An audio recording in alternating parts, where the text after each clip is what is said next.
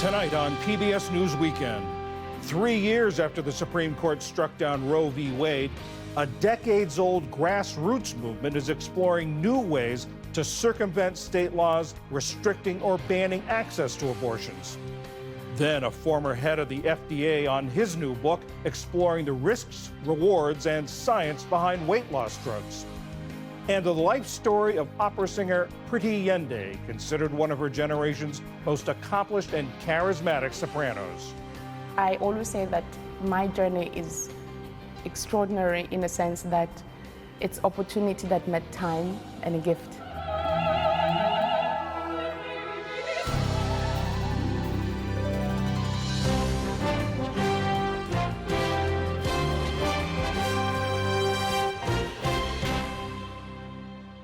Major funding for PBS News Weekend has been provided by... In 1995, two friends set out to make wireless coverage accessible to all. With no long-term contracts, nationwide coverage, and 100% U.S.-based customer support. Consumer Cellular.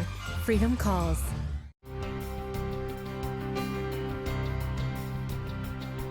The ongoing support of these individuals and institutions.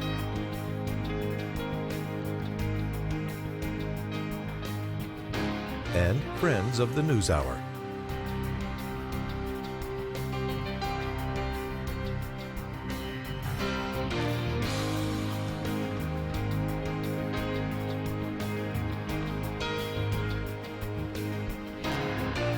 This program was made possible by the Corporation for Public Broadcasting and by contributions to your PBS station from viewers like you. Thank you. Good evening, I'm John Yang. Since the Supreme Court overturned the constitutional right to seek an abortion 3 years ago this past week, 20 states have banned or restricted access to the procedure. Despite those hurdles, though, women are still finding routes to terminating pregnancies. Currently, medication accounts for about 2/3 of abortions. How one of those pills fueled grassroots movements that helped change laws across Latin America is explored in The Network, a new 3-part podcast from NPR and Futuro Media. Women stop dying. We just started hearing that patients were taking some pills. Se puede abortar en casa. You can have a safe abortion, and you can do it at home. This is the story of that discovery. But more than that, it's the story of the women behind it. Ali Rogan spoke with podcast co-hosts Marta Martinez and Victoria Estrada, who are journalists at Latino USA, which is heard on NPR stations. Marta and Victoria, thank you so much for joining us. Marta, we are marking 3 years since the landmark Dobbs decision. Walk us through the relative landscape of abortion access in the United States versus that of various countries throughout Latin America. Since the Dobbs decision, there have been more abortions in the United States, not less. And for a lot of people, it might sound shocking. But one of the experts we talked to, who had worked for Planned Parenthood Global for many years, she was the one who saw what happened in Latin America 30 years ago. And it was exactly the same thing. In countries where abortion was mostly illegal or very highly restricted, women found a way, using abortion pills, to have access to safe abortions. And they created these underground networks that were helping women access those abortions. And so what she told us is that she is seeing this happening in the United States more and more too. We are seeing more access to abortion while at the same time it's becoming less legal. And the journey of this podcast, Victoria, starts in Brazil. Walk us through why the experience of women there is so meaningful, and also the fact that it informs so much of what we're seeing right now in the United States. Since Roe was overturned, we know that many Americans can't go to a doctor to have an abortion. And so some are turning to this abortion method that's been used around the world for decades. And it all actually started in Brazil back in the 1980s, where abortion was illegal in most cases. And so women couldn't go to a clinic, couldn't turn to a doctor. And in the mid-1980s, a pill that was actually created in the US called misoprostol, or the commercial name is Cytotec, came to Brazil in 1986. The side effect was that it wasn't recommended for women because it could cause contractions. And women in Brazil saw that possible side effect, and some started taking that pill, and that they discovered this new way to have an abortion that is at home and is very safe. And so in the first episode of the series, we chronicle this discovery from the point of view of doctors who at the time were witnessing how other self-induced abortion methods that the women were using were leading to various complications, hysterectomies, and even death. I want to play a short clip from early on in the podcast describing this global network that the series is named after. It's hard to even describe because it's not formal or centralized. There's no CEO, no headquarters. Some people work together, but plenty don't know each other. They're midwives and nurses, grandmothers and friends. This network crosses borders and reaches people throughout the world, from South Africa to Myanmar to Mexico, and all over the United States. How does this network work, and what do we know about how it started? There is no one person who started all of this. It was really a whisper network in Brazil, mostly by low-income women, women of color who really needed access to an abortion and were willing to experiment with their bodies. Because at the time when they started using Cytotec or misoprostol, and that's actually a pill that was created for stomach ulcers. So they figured out this, and they started just telling each other, you can just go to the pharmacy. You don't need a prescription. Just get this pill and you can take it in this way and then this other way. And this knowledge went beyond borders and started spreading across Latin America. And in a matter of a decade, pretty much the whole region was using misoprostol in this way. What are some of the biggest challenges to this network as it exists in the United States? In every state except Nevada, there are no laws that criminalize self-managing your own abortion, but prosecutors are getting creative and using other types of laws to target women. And the pills have also become a target. We've seen how in Louisiana, misoprostol and mifepristone, which are the two pills used for abortion, have been declared controlled substances. And so having the pills can carry a fine, can land you sometimes in jail. And they're also seeing ways to criminalize the people who support other people who are getting an abortion. In Texas, one of those laws that target people who support others who are having abortions is the SB 8 law, which makes it illegal to, quote, aid and abet a woman having an abortion. But it's crucial also to say that the law doesn't define what that means. And so it does put pretty much everything the network does into a legal gray area, but it is a legal gray area. And so I think that people are finding ways to work within those frameworks. Marta Martinez and Victoria Estrada, co-hosts of the new podcast, The Network, thank you so much for joining us. Thank you for having us. Thank you for having us. In tonight's other headlines, the Senate has begun debating President Trump's tax and spending bill that Republicans hope to get to the Oval Office by July 4th. The Senate narrowly agreed late last night to take up the measure, but Democrats forced Senate clerks to read the entire 940-page bill out loud, a process that took more than 15 hours. The nonpartisan Congressional Budget Office says the Senate version of the bill would add more than $3 trillion to the national debt over 10 years. And Senator Thom Tillis of North Carolina, one of two Republicans to vote against advancing the bill last night, said he won't run for re-election. Tillis said the bill's Medicaid provisions would be devastating to his state. In Ukraine, officials say that overnight Russia carried out one of its biggest aerial attacks of the war. Russia sent more than 400 drones and decoys and 60 missiles into the country. At least 3 people were killed on the ground, and Ukraine's Air Force said a pilot was killed when an F-16 fighter jet crashed. The Israeli military has ordered a massive evacuation for areas of northern Gaza. The IDF said it will allow forces to move more freely as they seek out Hamas targets. And there may be movement in efforts for a ceasefire. A top advisor to Prime Minister Benjamin Netanyahu is to be in Washington this week, as President Trump has said a deal could be reached soon. The talks have been hung up over whether a ceasefire would end the war. Still to come on PBS News Weekend, a former FDA chief opens up about his own experiences with weight loss drugs. And a celebrated soprano from South Africa talks about her journey to the top of the opera world. This is PBS News Weekend from the David M. Rubenstein studio at WETA in Washington, home of the PBS NewsHour, weeknights on PBS. Native American and indigenous people say the Trump administration's proposed cuts to health and education programs for their communities is a continuation of the federal government's historical failure to deliver on what it promised in land and peace agreements. Edgar Villanueva is founder and CEO of the Decolonizing Wealth Project and Liberated Capital, which channels philanthropic funding toward Native American and indigenous communities. He's an enrolled member of the Lumbee tribe in North Carolina. Edgar, the cuts in the spending and tax bill that's in Congress now, what's the scope of these cuts to programs aimed directly at Native American communities, and how would they affect the lives of Native Americans? You know, the new budget cuts seek to eliminate up to $1 billion on reservations. This would impact education, healthcare, law enforcement. You know, it's pretty much every aspect of our lives. And these cuts to those services are catastrophic and super harmful for our community.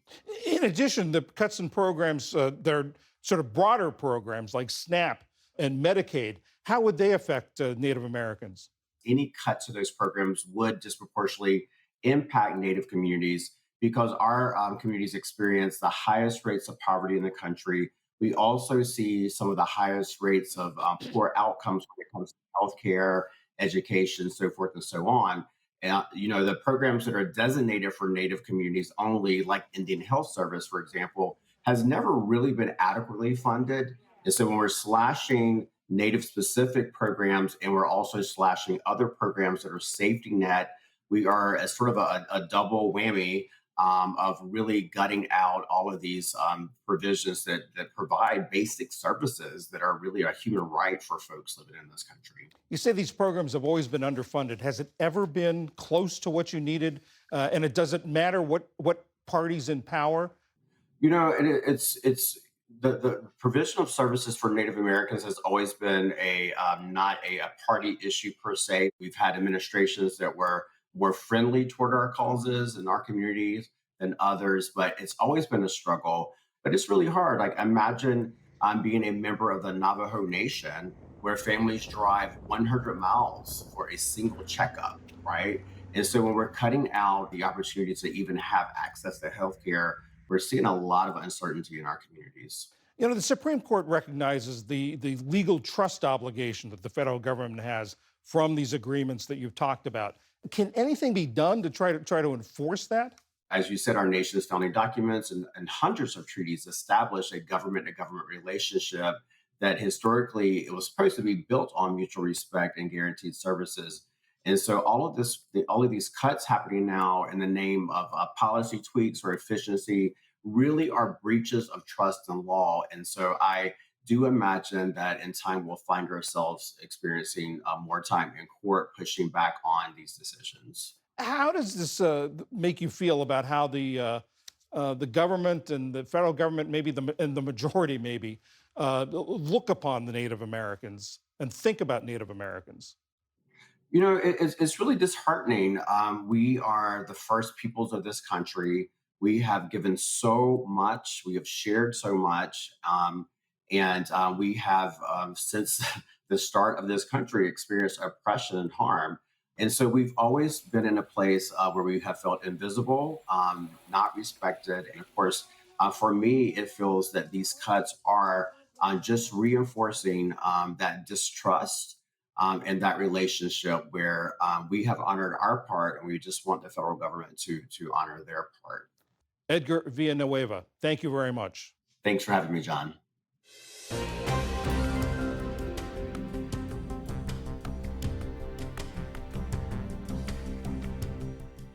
According to the CDC, 1 in 5 American adults is living with obesity. In the past few years, many have turned to weight loss drugs containing a hormone that slows digestion and helps with sustained weight loss.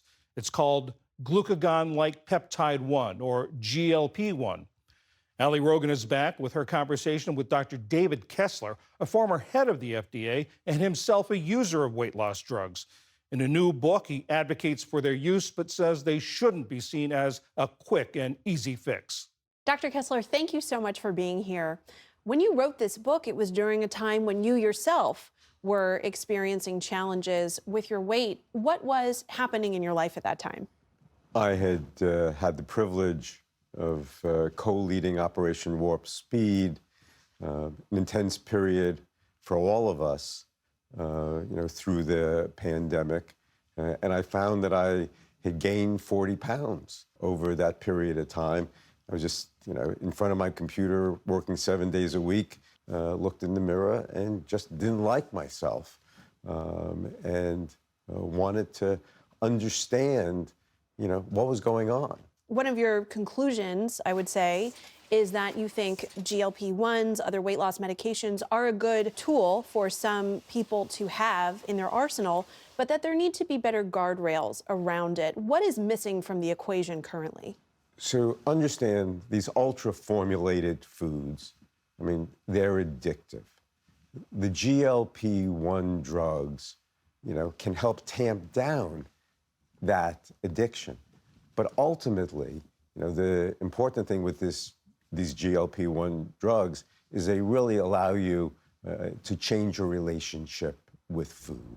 We're living in this environment. We took fat and sugar, fat and salt, fat, sugar, and salt, the perfect trifecta, to keep us eating more and more. Put it on every corner, made it available 24/7, made it socially acceptable to eat any time, right? So, it's no surprise what happened to us. That's by design, right? You lay out in the book the steps that food manufacturers take to make these foods basically addictive. They will say they just have designed to give us the foods that we want, right? They will design foods to achieve this bliss point. But those are the reward centers of the brain. Those are the addictive centers of the brain. So how do these drugs work? They're no miracle pills, right? Right. They're important tools. They work by keeping food in your stomach longer. They work on the gut. They work on that part of the brain. But they make you, feel full. But the problem is that if you look, in this country, the average amount of time someone's on these drugs is maybe 8-9 months, and then they're off it. And these drugs only work while you're on them. You'll gain back the weight.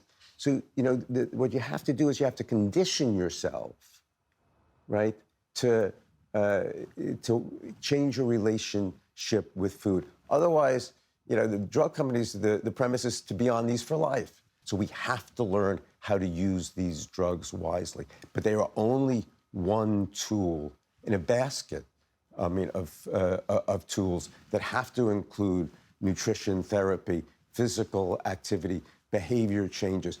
Look, this isn't willpower. This is biology. But finally, you can do something to change your health. But you shouldn't be afraid to ask for help. You need somebody physicians who are well trained, a dietitian. You need a team to help you deal and overcome this addiction. And another part of the solution that you lay out is really a rethinking of food in the American diet and how we educate people on their food choices. You talk in the book about the idea of a health populism movement. Now, of course, the Make America Healthy Again movement, MAHA, this is a central pillar of what they're talking about, is bringing healthy foods into schools, making them more available, educating people on food choices. And of course, they are led, the figurehead is HHS Secretary Robert F. Kennedy. What do you think of how that movement is addressing these issues and about the RFK effect more broadly? The focus on these highly processed, I call them ultra-formulated foods, is, I think, absolutely right. I think we certainly struck a populist chord about concern about chronic disease. The fact is, many of us in our senior years, we're living longer, but and more disabled because of cardiac, renal, diabetes. So we have to focus on these chronic diseases. I'm not sure the focus is exactly right. I mean, they're focusing, however laudable, on the colored dyes, on certain oils. The real problem is this toxic fat, in our bodies. And we have to reduce that metabolic chaos. So we finally have the tools to reclaim our health. There should be nothing embarrassing or, any shame that I need a little help, right? But again, these drugs may have real adverse events. They have to be managed wisely. They are not the cure-all. One tool. The book is Diet, Drugs, and Dopamine, The New Science of Achieving a Healthy Weight. Dr. David Kessler, thank you so much. Thank you.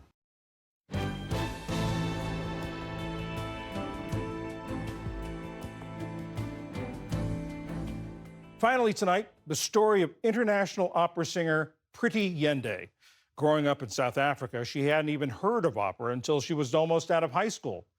Now she's being hailed as one of her generation's most accomplished coloratura sopranos. Here's Kieran Jenkins of Independent Television News. How sweet the historic reopening of Notre Dame Cathedral. Center stage, a voice that makes time stand still.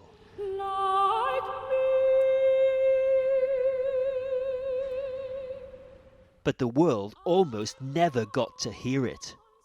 Priti Yende grew up in rural South Africa as apartheid came to an end. She didn't hear a note of opera until she was 16. Somehow, 6 years into her operatic journey, she could sing like this.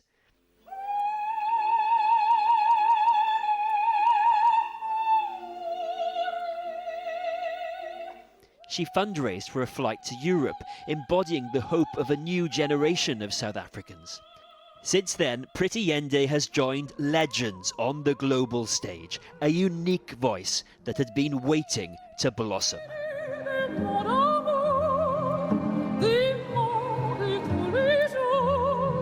At 5 years old, my grandmother taught me how to sing. I was a happy child, and music was around the house. We would sing every night after supper, hymns from the church. My mom and my aunts would be washing dishes in the kitchen, and we would start a hymn.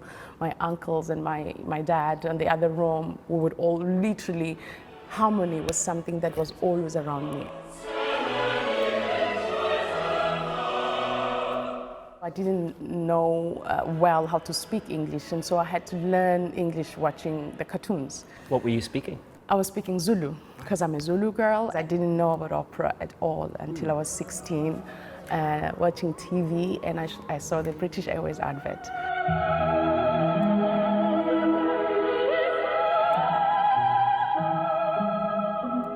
What was it like hearing that? The harmony of those voices, something in me really, somebody turned on the lights and said, okay, now you're alive. So when I went to my high school teacher at that time to ask him what it was, he was the choir master, he told me it's called opera.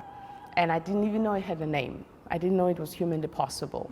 And so I said to him, can human beings do it? Because it didn't sound human at all. My journey is extraordinary in a sense that it's opportunity that met time and a gift. Many, many, many other South Africans have had these incredible gifts and talents, but were never given the opportunity to explore them. So I'm very grateful for it, because I think if I was born in another time, I would not be here.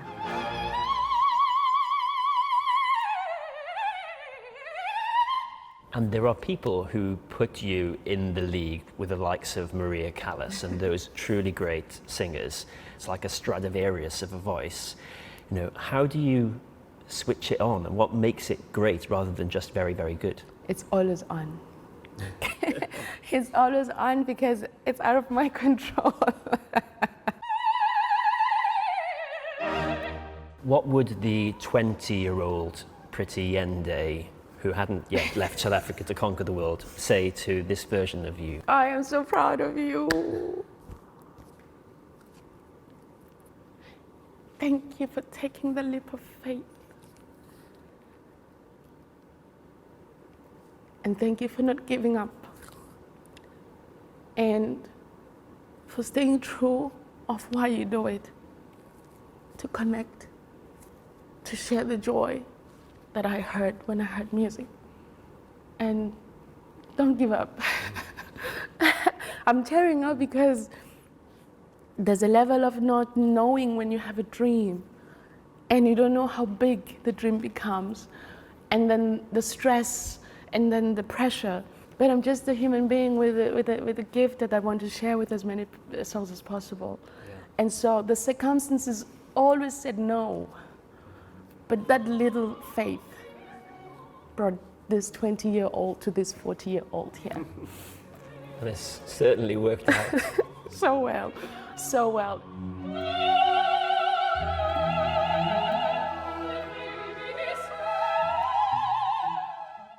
That's Karen Jenkins of Independent Television News.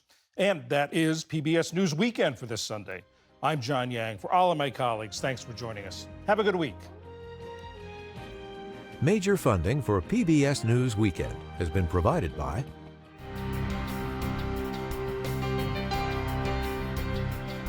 the ongoing support of these individuals and institutions.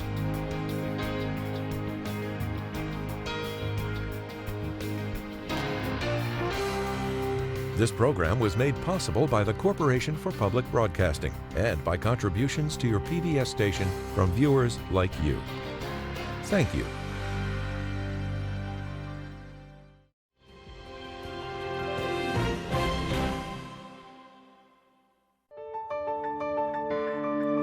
You're watching PBS.